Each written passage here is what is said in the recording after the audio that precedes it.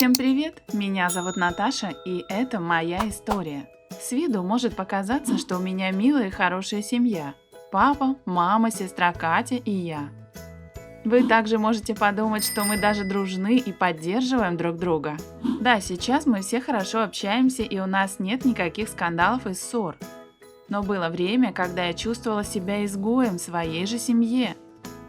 Все началось несколько лет назад. По словам моей сестры, в нашей семье все было отлично, пока родители не оповестили ее, что скоро у Кати появится сестричка. Она встревожилась. Особенно, когда увидела, как папа носится над беременной мамой. Уже заранее она стала ненавидеть меня. Мама с папой обожали меня. Я была очень любопытным ребенком и задавала много вопросов.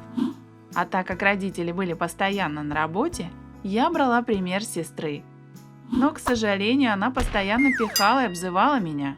Тогда-то я и стала понимать, что как-то не угодила сестре. Я подросла. Мне было 11, а Кате 16.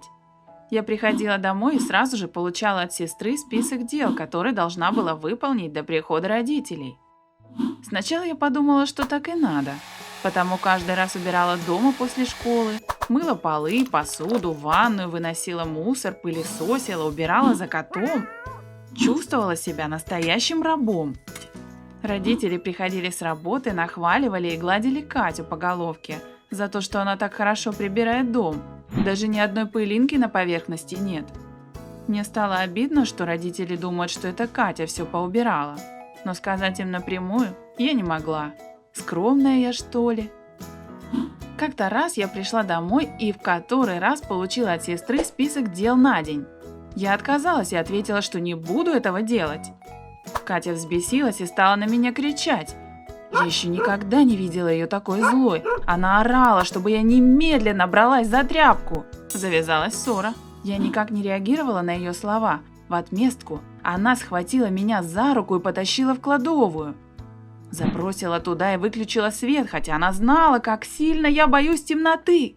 Я стучала в дверь и просила меня выпустить, но Катя была беспощадна. Она кричала, что расскажет все мои секреты папе и маме. Стала запугивать. Я плакала, и мне становилось очень страшно, а ей было все равно. Я просила ее остановиться. Тогда Катя поставила свои условия. Сказала, что я буду убираться, как и прежде, и если я хотя бы подумаю рассказать что-то родителям, то она устроит мне еще большую взбучку. В тот день я убрала квартиру как никогда, ведь было страшно, что сестра снова повторит такое наказание. Я закрылась в комнате и плакала всю ночь. На следующий день я решила не идти домой сразу после школы, ведь я знала, что там меня ждет сестра с новым списком дел. Вечером я пришла домой и услышала, как родители ругают сестру, что она не поубирала. Да еще и не знает, куда младшая сестра подевалась. Катя ответила, что она не нянька и что родители специально переложили на нее ответственность за меня. В душе мне было приятно, что наконец-то ее накажут.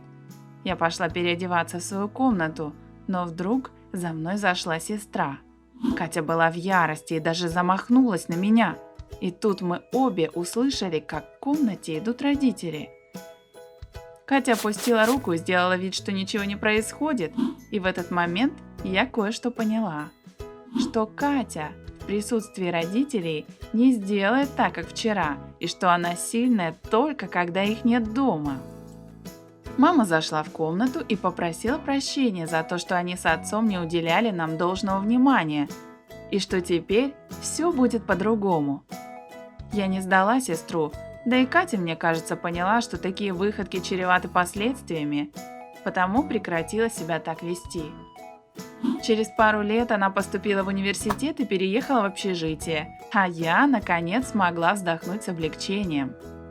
Время все уладило, и мы с сестрой редко, но видимся, иногда даже списываемся, но сильной любви у нас нет. Сейчас я живу полноценной жизнью подростка. Не позволяю кому-либо себя обижать и рада, что печальное время в моей жизни закончилось. А у тебя было такое, что кто-то из твоих братьев или сестер нападал на тебя и заставлял что-то делать? Поделись своей историей в комментариях.